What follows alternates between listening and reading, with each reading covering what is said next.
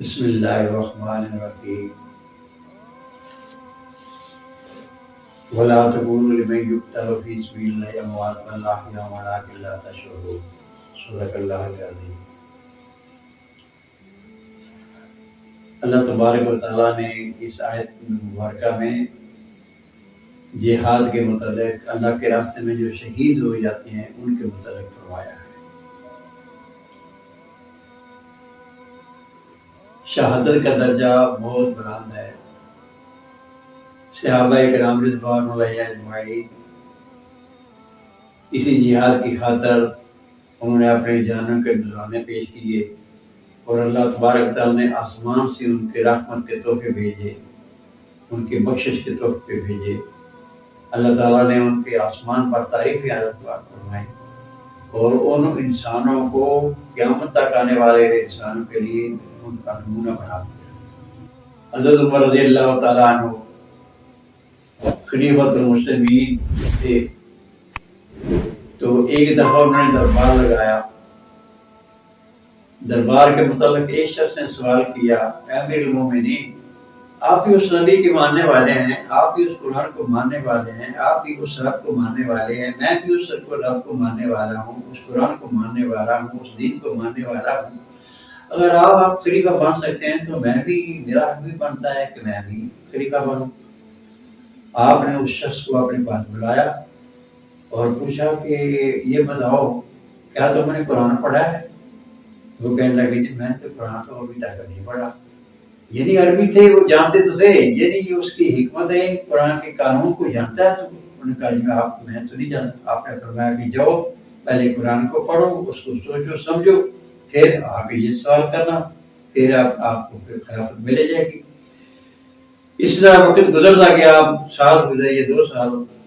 تو ایک دفعہ بازار میں گزرے تھے، وہی شخص جو تھا وہ آپ کے سامنے آ گیا۔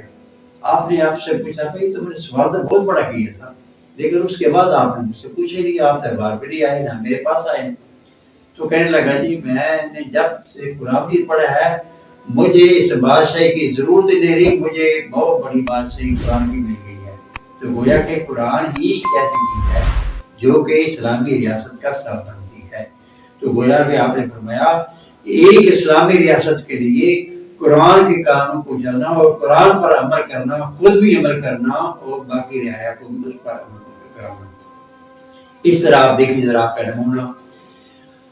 ایک دفعہ آپ شام کی طرف جا رہے تھے، ابو عبیدہ بن جراح کے ساتھ غلام بھی تھا۔ جب سوار وہ پہ جا رہے تھے، باری باری سواری کرتے تھے، کبھی غلام سوار ہو جاتا تھا، کبھی آپ سوار ہو جاتے تھے۔ جس وقت سواری پہ جا رہے تھے تو راستے میں پانی آ گیا، تو اس وقت امیر المومنین کی باری آگے پیدل چلنے کی اور غلام کی باری ابھی سوار ہونے کی۔ تو آپ نے فرمایا کہ آپ سوار ہیں، میری باری میں پیدل جاؤں گا۔ وہ غلام پر کہنے لگا نہیں جی آپ امیر المومنین، ہم تو آپ کے لیے آئے ہیں۔ آپ نے فرمایا نہیں، آپ بیٹھے، آپ پیدل کر جا رہے ہیں اور آپ نے اپنے جوتے مبارک جو تھے ان کو جو ہے آپ نے بغل میں لگا لیا اور اس طرح پانی سے آپ پار ہو گئے۔ جب آپ شام کے پاس جاتے ہیں جہاں خلیفہ ابو عبیدہ بن جراح تھے، شام کے خلیفہ جو تھے تو گورنر تھے، تو اس وقت انہوں نے کہا کہ لوگ دیکھنے کے لیے آپ کو آئے تھے، تو آپ کی باری آ گئی پیدل چلنے کی اور غلام کی باری آ گئی سوار ہونے کی۔ غلام کہنے لگا کہ امیر المومنین اے عمر خطاب رضی اللہ عنہ، آپ سوار ہو جائے کیونکہ لوگ آپ کو دیکھنے کے لیے آئے ہیں، آپ امیر المومنین ہیں، تو میں تو غلام ہوں آپ کا، تو میں اچھا لگتا ہوں کہ آپ کی غلامی میں جاؤں۔ آپ نے فرمایا نہیں، آج تو تم ایسا کرو گے، لیکن قیامت کے دن میں کیا جواب دوں گا کہ میں نے تمہاری باری جو ہے اپنی باری جو تم نے ادا کی ہے یہ نہیں ہو سکتا، میں اپنی باری اپنی ادا کروں گا اور میں پیدل کر جاؤں گا۔ تو گویا کہ جس وقت وہاں گئے تو لوگوں نے کہا دیکھو یہ امیر المومنین جو پیدل چل کے آ رہا ہے۔ انہوں نے کہا جی ہاں یہ۔ انہوں نے فرمایا کہ اچھا یہ امیر المومنین ہے؟ تو کہنے لگے کہ کیا جو اوپر بیٹھا جو سواری کو سوار ہے وہ ہے؟ نہیں، جو پیدل چل کر آ رہا ہے وہ خلیفۃ المسلمین ہے۔ تو لوگ حیران پریشان ہو گئے۔ ابو عبیدہ بن جراح رضی اللہ تعالیٰ عنہ نے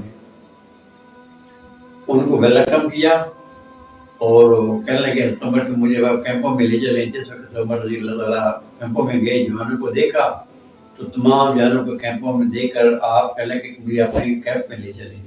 تو حضرت عمر رضی اللہ تعالیٰ عنہ کو جسم کو کیمپ میں لے کر گئے اپنے میں. تو وہاں دیکھا حضرت عمر نے تو وہاں چند ٹکڑے پڑے ہوئے تھے، روٹیوں کے ٹکڑے پڑے ہوئے تھے، اکٹھے کیے ہوئے تھے. تو آپ نے فرمایا کہ اے ابو عبیدہ، اس کا مطلب یہ ہے کہ میں نے تمام جوانوں کے جو ہے کمرے جو کیمپ جو ہیں ان کو چیک کیا ہے، کسی میں ٹکڑے نہیں ملے، آپ کے کیمپ میں ٹکڑے ملے. اس کا مطلب ہے آپ راشن زیادہ ڈرا کراتے ہیں. وہ کہنے لگے امیر المومنین میں راشن ڈرا نہیں کراتا، میں تو وہی جو جوان کے ٹکڑے چھوڑتے ہیں روٹیوں کے ان کو اکٹھے کر کے یہاں میں لے آتا ہوں اور پھر یہ سوکھے ہوئے ٹکڑے جو ہیں میں بھگو کر کھا لیتا ہوں، اس لیے میں اپنا راشن ڈال کرتا ہوں. گویا تو یہ تھے امیر المومنین، یہ تھے خلیفہ المسلمین، یہ تھے نبی پاک صلی اللہ علیہ وسلم نے جن کی تربیت کی اور اس مقام پر پہنچے اور وہی ملک پر چھا گئے. اسی لیے کہتے ہیں یہ غازی یہ تیرے پرسرار بندے جنہیں تو نے بخشا ہے ذوق خدائی، دو نیم ان کی ٹھوکر سے سہا و دریا، سمٹ کر پہاڑوں کی ہیبت سے رائی، اے بے گانا کرتی ان کو دو جہاں سے، عجب چیز ہے لذت آشنائی، شہادت مطلوب مقصود مومن، نہ مارے گا دین وطن کشور کشائی.